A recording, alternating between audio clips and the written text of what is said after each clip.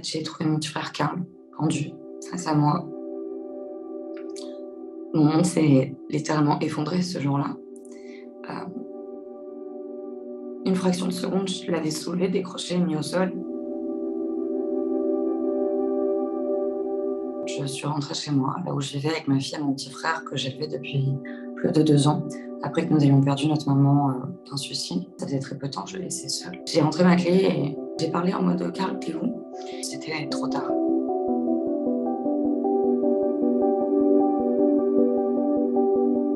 Je peux pas dire on savait pas. C'est un petit garçon qui a très longtemps crié, pleuré, demandé de l'aide. Il a dénoncé des faits d'inceste. Continuer de dire: «Quand je pense à mon père, je pense à la mort».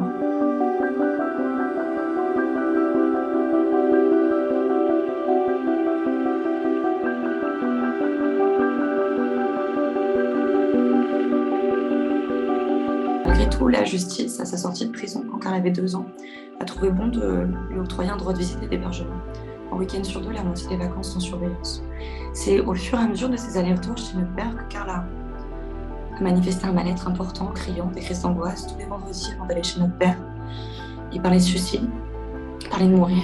Il a été sous traitement psy en 2009, peu de temps avant qu'on perde notre maman.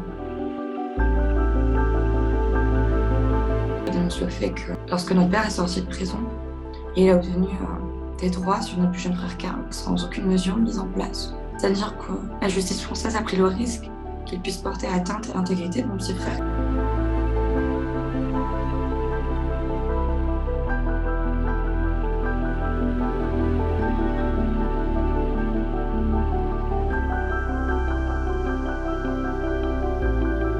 Je crois que la question d'autorité parentale a pesé très lourd, ce qui a mené mon petit frère à penser que la seule issue pour lui, c'était de mettre fin à ses jours.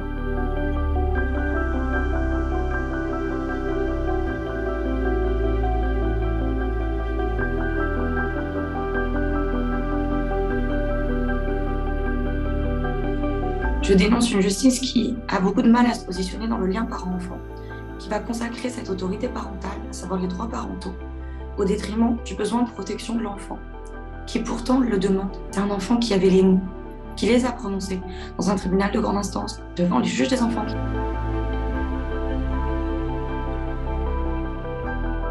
Je crois que la justice, elle n'a pas voulu forcément préserver notre père, notamment les 2 dernières années, mais qu'elle était très embêtée. Et je vais vous dire ce terme qu'on m'a longtemps répété, on est un peu coincé. La fille de sa compagne, qui a 13 ans, a appelé le 119 et a dénoncé des faits de maltraitance. Malheureusement, ça a été classé sans suite.